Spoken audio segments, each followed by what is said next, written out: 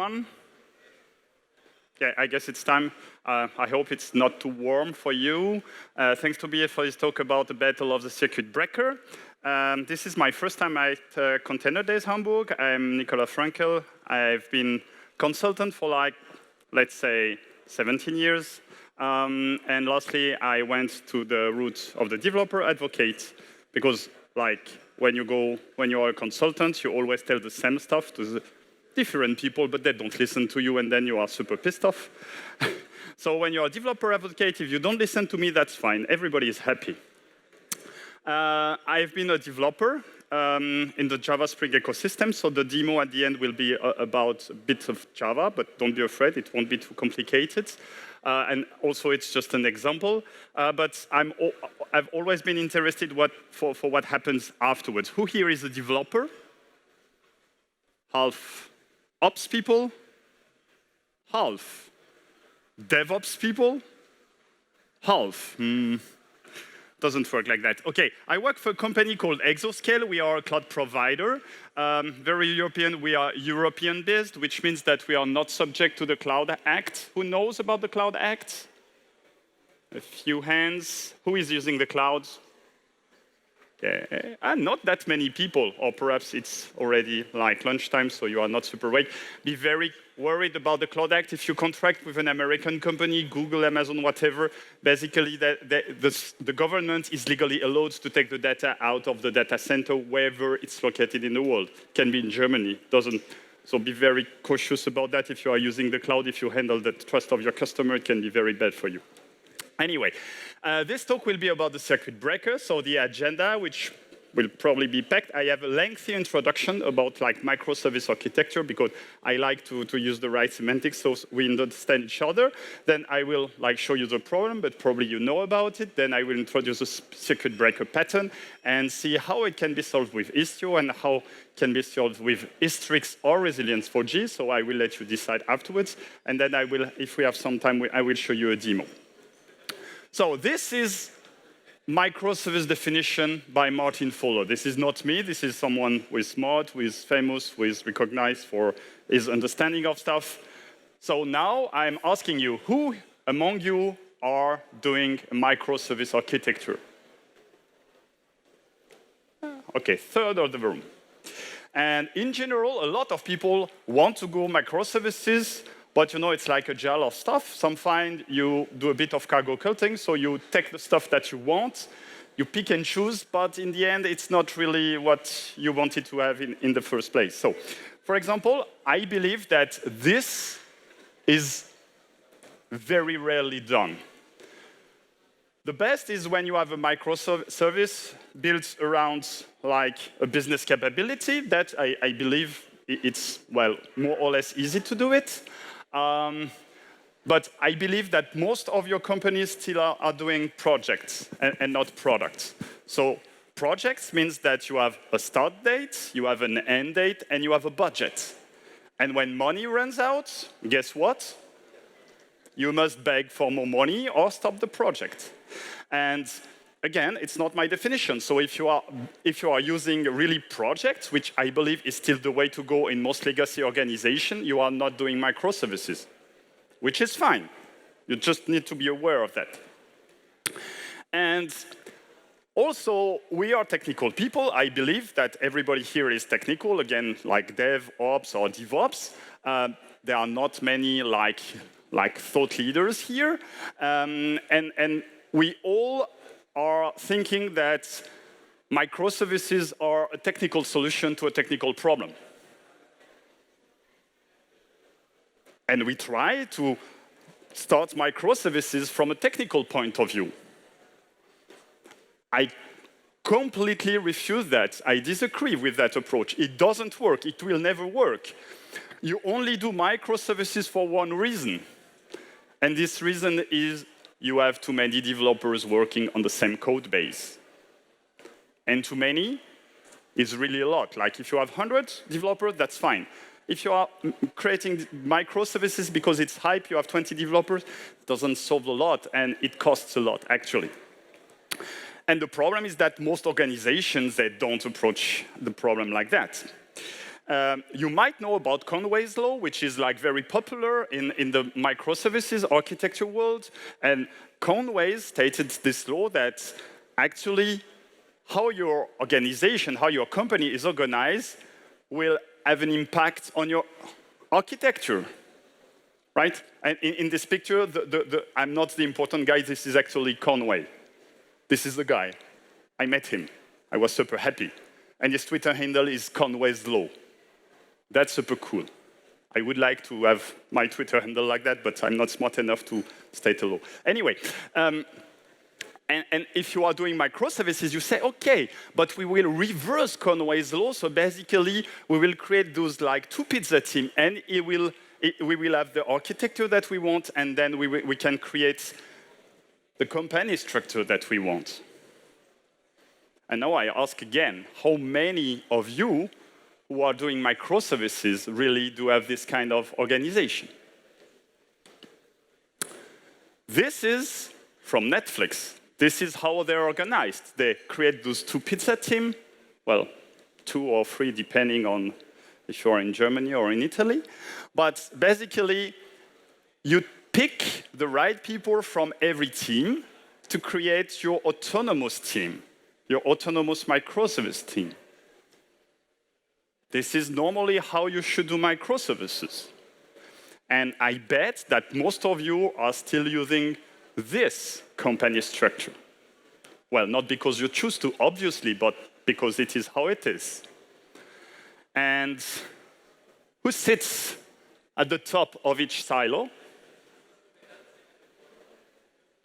And now I say sit, it might be an interesting semantics. Manager. Middle manager, to be precise.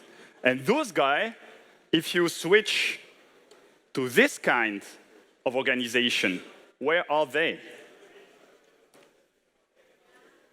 What will be their job? So basically, to switch to a microservice architecture, you need the help of middle manager. We will be sewing off their own jobs. So starting from a legacy organization, I'm afraid it's very hard to do microservices. Anyway, and of course, you might also want to do microservices for the right reason, again, to scale your development team, not because you have a bad monolith architecture and you just want to rewrite everything, because when you rewrite, everything will be so much better. No, it won't. Just magically, it won't. So in this talk, I will try just to use the term web service and not microservice, because everything that I will tell you will still apply to web service, even if you don't do microservice. And again, it's fine. But just that we use the same word to convey the same reality. So if you are doing microservices, well, there is Murphy's Law, and Murphy's Law states that everything that can go wrong will go wrong at some point. I mean, it's not if, it's when. And of course, if you apply that to this diagram, so I've been an architect. This is a UML diagram. This is what we do when we are architecting stuff. We draw like boxes and arrows. And the problem with this diagram is that in my head, it might be super simple. And it might be a simple like API call, like inside the code base. Or it can apply to a web service architecture. We architects, we don't care about that. Everything is fine. Everything works. But if it's a network call, well, now you start having issues. And you might know about the fallacies of distributed computing, and the worst one is the first one. The network is reliable. Sorry, guys, the network is not reliable. When you are inside your JVM or whatever language stack you are using, you make an API call. The worst that can happen is you have an exception. But like if you are using the network, you make a call and nothing happens, for whatever reason. So this is a web service architecture. Here I have like 2 services, one backend service, one front-end service. They do whatever they want. And I have 2 clients. So if everything is fine, I make the call to F. F relies to B to do some stuff. Then I've got my answer, and I return it, and everything is good, and everybody is happy. Now, for whatever reason, either B is down, the network is not reachable anymore, or whatever, B is not there anymore. But my clients, they are still doing the same. They are still sending requests to F. And at some point, F is stuck because F makes call to B, which is not available. So you rely on timeouts. And you get. So what happens after a time? F gets down too. And this is how a simple localized failure in one of your web service gets propagated all over your architecture, and everybody starts calling you, and your ops team is super pissed off, and, well, you are out of job. And now, again, some smart people thought, but this is exactly what we do when we do, electricity design. If at some point there is an overloading, we just open the circuit so that it gets cut, and there are no more calls. And the calls, they fail fast. You might not get the answer that you wanted, probably not, but at least you fail fast. So you can tell your clients, hey, I'm not available, and whatever. And again, UML diagram, state machine, very simple. You start here, and you make calls, and everything is fine. Sometimes you make mistakes. There is one call that gets lost, but it still works. At some point, however, if, again, B is down or the network is not available, then you fail repeatedly. And when you start failing repeatedly, you reach a failure threshold, and you open the circuit. If you stop there, once you've got a failure, you fail fast, but you fail forever, which is not what you want. So you might think, hope that your architecture is self-healing. Again, perhaps because your B is under Kubernetes, and Kubernetes kills the pod. Or because the network has been operated upon and works again. So you wait some time, and after that time has elapsed, you try to make tentative calls. If it works, then it means that it's good again, so you close the circuit breaker again. If it fails again, then you open it again. It's not rocket science, it's just very simple. And there are a lot of configuration options for the circuit breaker. So how many calls do you need? How many failures do you need to open the circuit breaker? What's the length? What's the sliding window duration for those failures to happen? How long do we wait until we try to be in half open state? And if it still fails, should we keep the same length of time to be half open, or should we, I don't know, double the time or have another strategy? But there is one configuration option that is the hardest of all that I didn't mention here. What is it? The most important configuration option. Really? Is it too hot? No, it's not too hot. Everything is fine, right? Fallback. What do you do when something fails? That is the most important. If you don't know how to handle the failure, then you are done. And I have been working in e-commerce for some time, so I will use this e-commerce web shop example, which I believe is very, very good for that. So I have a typology. I have different services. So the first one is the recommendation web service. So if you go to Amazon, you buy something, and they will tell you, hey, people who bought this also bought that. That might be a service in your web service architecture. The second one is the pricing web service. Because contrary to popular belief, a product doesn't have a fixed price. Fixed price depends on many stuff. It might depend on the discount, it might depend on the time of the day, it might depend on, I don't know, your profile like a customer, if a business wants to push this product, whatever. So we have a pricing service. Payment web service, of course, you want people to pay, and in general, you might be using another provider, or you have a single service inside that dispatches to the provider. And finally, you have a login web service because you probably are using like centralized logging pattern and you want to centralize everything, so you push your stuff to a dedicated service. Logging is the easiest one. You log something, if the service is down, you don't care. The most important part is, well, your ops people will probably care. They will probably bitch a lot about it. They will probably like already know about it.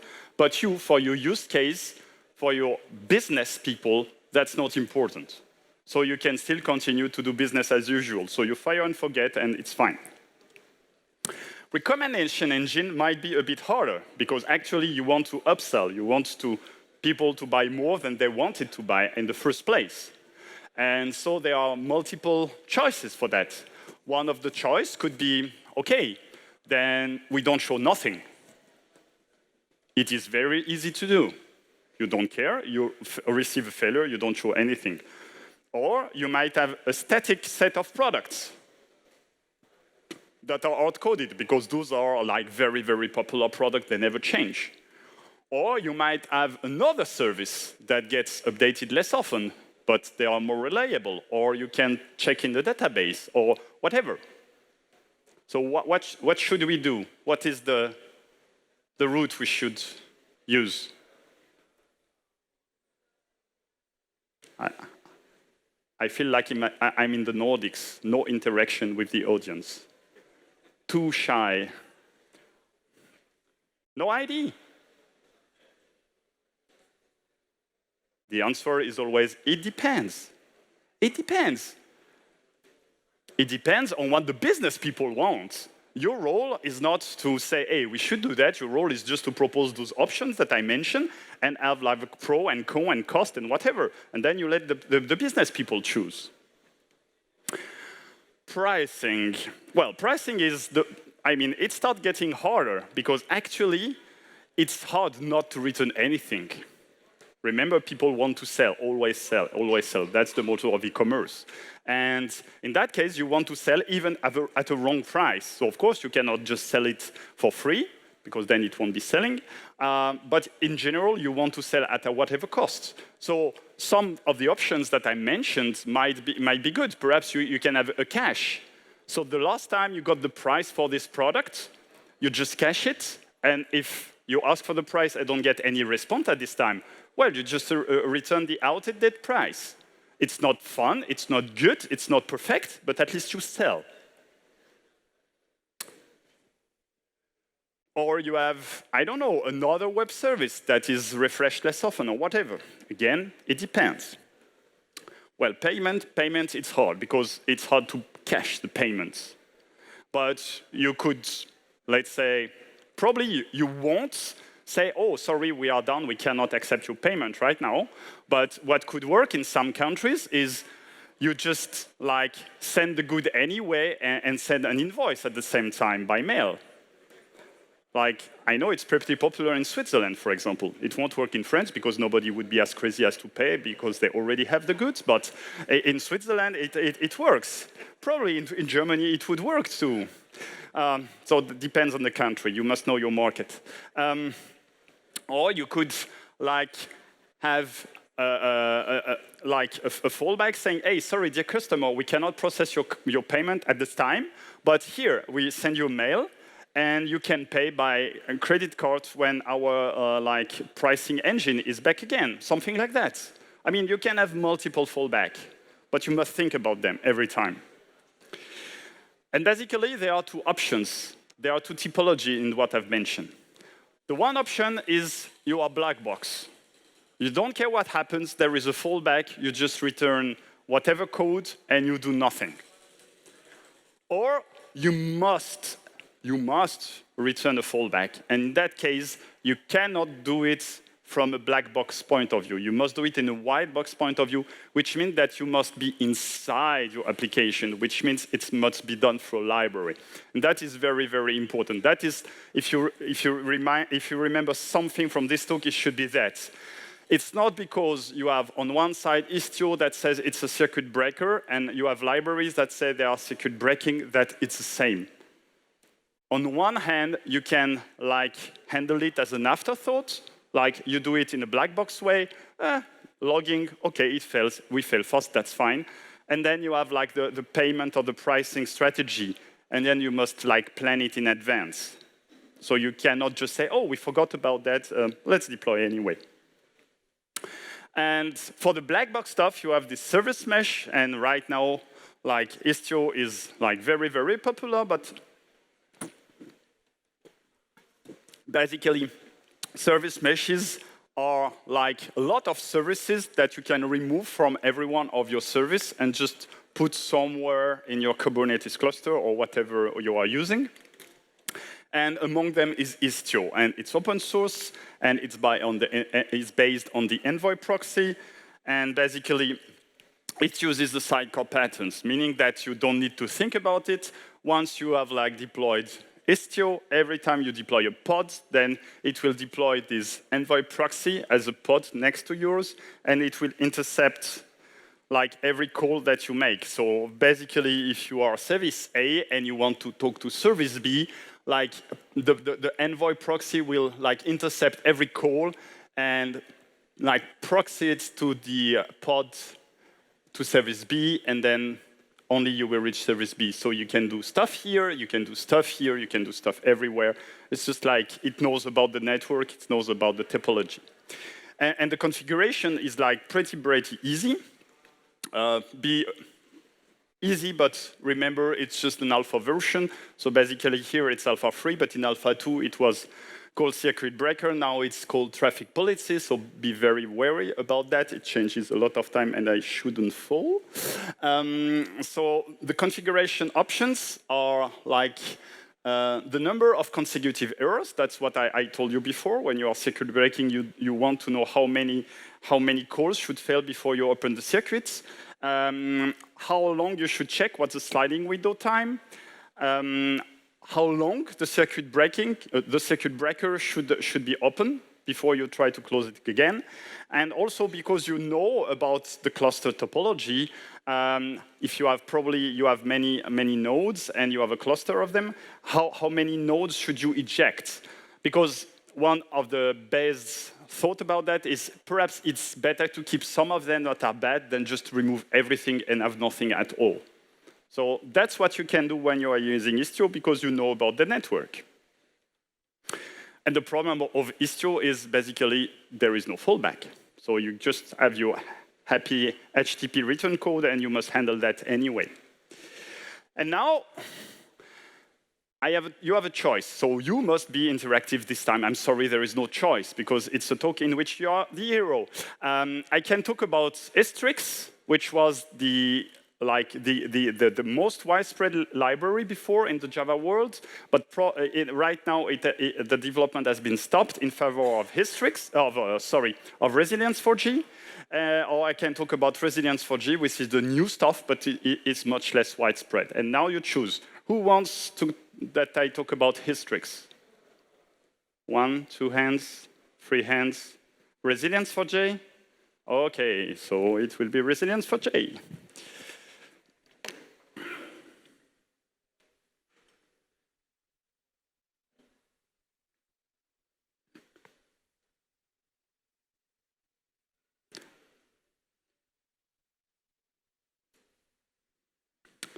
So I'm sorry, it's passed on Java. So who here is a Java developer? Oh, I'm happy about that. I thought many. Who here is a .NET developer? Okay, great. That's fine then. So basically, Resilience4J is this like new initiative. It's not endorsed by any like specific company, though Hystrix now tells we stop the development and we recommend you to use Resilience4J. So I think it's a good sign, and it's based on Java 8, and more importantly, Java 8 lambdas. And actually, you have like features, and it includes the circuit breaker, but you can do retry, you can do cache, you can do a lot of stuff. And every one of those features is based on a single jar file. So if you want everything, you must get all the jar files. And it's based on a lambda. So it's a function. Hystrix was based on object-oriented programming. Resilience4j is based on functional programming, meaning that every time you want a feature, you will decorate, you will wrap that, the initial call into that feature. And if you know about it, it's also based about something called Vavr or whatever, which is the new name for Java slang, which is like a functional programming library for Java.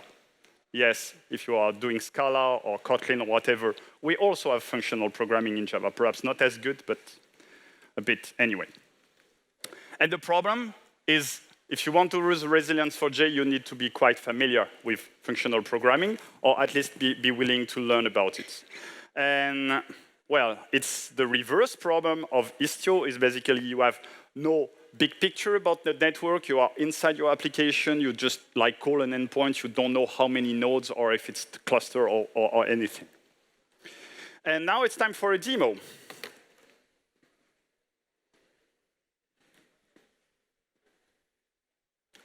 So I've created two microservices. Sorry, two web services. The first one is a pricing service. Those are both like Spring Boot application, and they are both Kotlin-based. The pricing service basically is based on this handler. Here I'm using reactive programming, but it's not very important. I just wanted to have fun a bit. And basically, when I received like a call from the quotes function, I just try to compute the quotes, and then I apply something to simulate the network, which basically will be asleep, okay? The compute quote itself, I just try to like not have random prices. I take the hash of the product name and I jitter it a bit, and well, it's not important. The simulate network stuff is important because here my point is the beginning, the few first calls, they are good, they will work, and after some point, they will mostly fail. So to introduce failures into that. And then on the side of the shopping,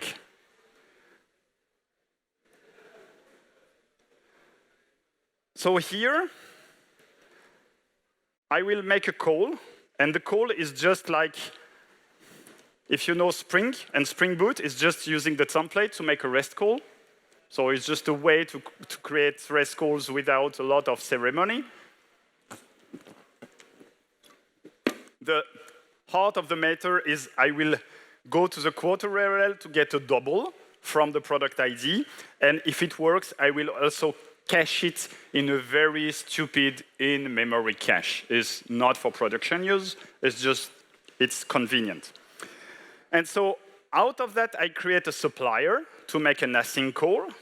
And here, I'm telling, I will, as I told you, I will like decorate it so as to introduce a timeout.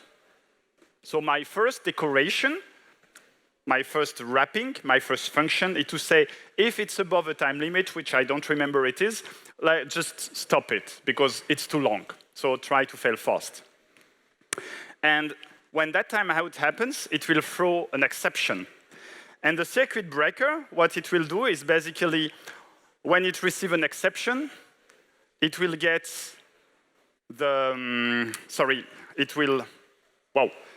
it will fail fast after some point, so also it's a configuration. And finally, I'm using the fact that this call might either be like a failure or a success. In the case of a failure, I will get the answer, the response from the cache, and if it's a success, I will get the answer. So in the first case, I say it comes from the cache. In the second case, I say it comes from the real service. So let's try how to do that. So I will just first do the pricing stuff. So I start the pricing, web service. And because it's a reactive application, it starts super fast. And then I start the shopping application.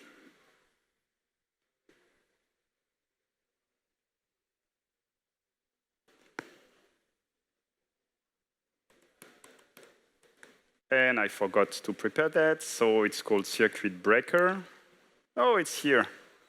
And then I have this like super stupid script to repeatedly curl for the shopping service. So I will start it, and you will see how it works.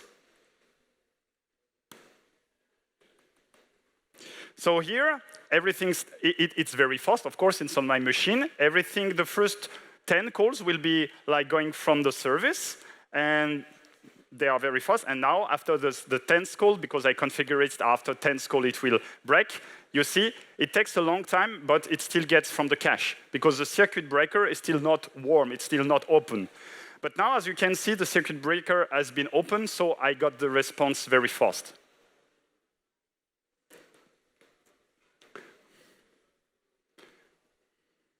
And at some point, it should like be in a half open state and get from the service again. Yes, here.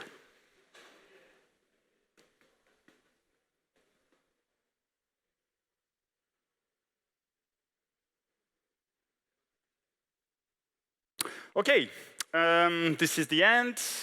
You can like read my blog. You can follow me on Twitter. More importantly, you can get the repository that I showed you here. So basically, you can see the Hystrix or the Resilience 4G options. Both are available. And also, there is an article that I wrote that goes into length about what I just told you in like 35 minutes. So there are 3 minutes for questions, and I will be very happy if you have some. Otherwise, I understand you are hungry and you want sausages. Are there any questions?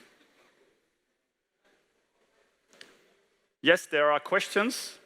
Oh, no, there are no questions. No, there are no questions.